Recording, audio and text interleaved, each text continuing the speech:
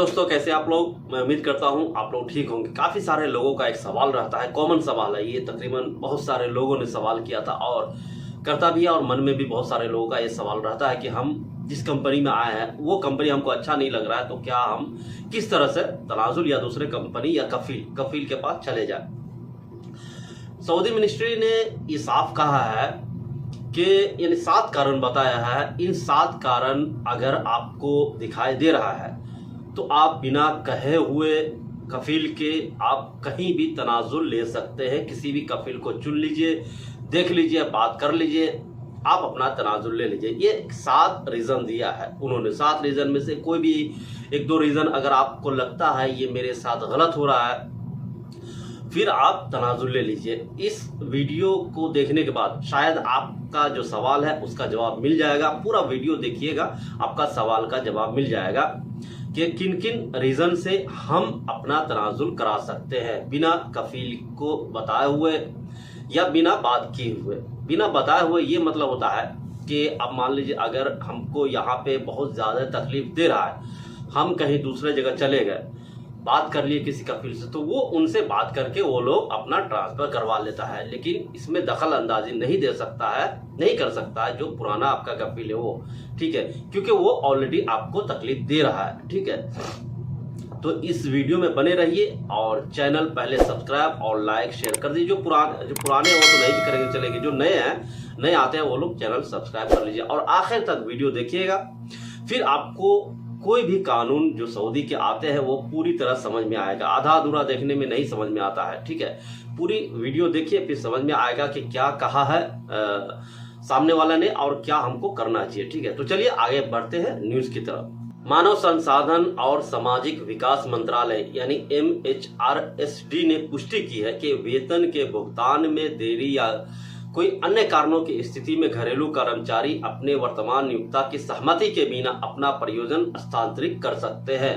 औकाज Saudi gazette से बात करते हुए मंत्रालय के प्रवक्ता साद अल हम्माद ने कहा कि मंत्रालय का उद्देश्य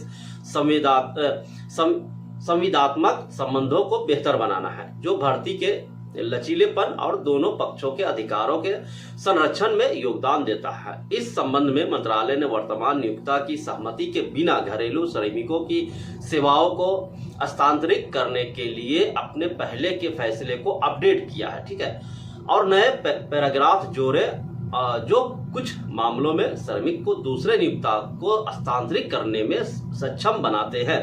उन्होंने कहा कि मंत्रालय ने घरेलू श्रमिक के प्रयोजन के हस्तांतरण से संबंधित निर्देश जारी किए और भर्ती गतिविधि का अभ्यास करने और श्रम सेवाएं प्रदान करने के नियमों में संशोधन किया है। नया नियुक्त कार्यकर्ता की सेवा को हस्तांतरित करने से पहले सहमत वेतन की भुगतान के साथ अधिकतम 15 दिनों की परीक्षा अवधि के लिए घरेलू कर्मचारी को काम पर रख सकता है। नए संशोधनों के अनुसार नए नियोक्ता को सेवाओं के हस्तांतरण के लिए निर्धारित शुल्क का भुगतान करना होगा और आश्रयों में रहने के दौरान घरेलू श्रमिकों के आवास की लागत वहन करनी होगी। अल हम्माद ने उन परिस्थितियों को स्पष्ट किया है कि जिनके तहत सेवा के हस्तांतरण की अनुमति दी जाए और इसके लिए मंत्रालय के पीछे निर्णय के कुछ पैराग्राफ को अपडेट किया गया है और नए पैराग्राफ जोड़े गए हैं। पिछले मंत्री स्तरीय निर्णय ने अपने पहले अनुच्छेद में घरेलू सेवा श्रमिकों और इस तरह के अन्य लोगों से संबंधित श्रम कानून नियमों के अनुच्छेद 15 के प्रावधान के कार्यान्वयन को निर्धारित किया था। इस अनुच्छेद के तहत घरेलू श्रमिकों को संविदात्मक संबंध के अंत में अंतिम निकास मिल सकता है। श्रम कानून विनियमों के दूसरे अनुच्छेद में अद्यतन किया गया था। अद्यतन के अनुसार घरेलू श्रमिक निम्नलिखित परिस्थिति में अपने वर्तमान नियोक्ता की सहमति के बिना अपने प्रयोजन को नए नियोक्ता को हस्तांतरित कर सकते हैं। अगर ये साबित हो गया कि घरेलू श्रमिकों के वेतन के भुगतान में बिना किसी वास्तविक कारण के लगातार 3 या बीच में देरी हुई, सऊदी अरब में आगमन की तारीख से 15 दिनों के भीतर आगमन के बंदरगाह या एयरपोर्ट से घरेलू कामगार को प्राप्त करने में देरी हुई, नियोक्ता द्वारा घरेलू कामगार के लिए निवास परमिट इकामा जारी करने में विफलता या इसके समाप्ति तिथि से 30 दिनों की अवधि बीत जाने के बाद भी इसे नवीनकर्ता नहीं करता है, यानी नहीं किया, नया नहीं बनाया है। इन 6 कारणों में से कोई भी कारण पेश आए तो बिना कफील को बताए दूसरा कफील को तलाश कर तनाजुल ले सकते हैं कोई भी घरेलू वर्कर। अब जान लीजिए 6-7 जो रीजन है वो जान लीजिए। पहला कारण नियोक्ता दूसरा घरेलू कामगार की सेवाओं को दूसरे को सौंप देना। अगर बुलाकर दूसरे घर में आपको डाल दिया तो भी आप ले सकते हैं, या ये साबित हो गया है कि घरेलू कामगार को खतरनाक काम सौंपा गया है जो उसके स्वास्थ्य या सुरक्षा के लिए खतरा हो सकता है, ये भी कारण है। ठीक है, जान लीजिएगा।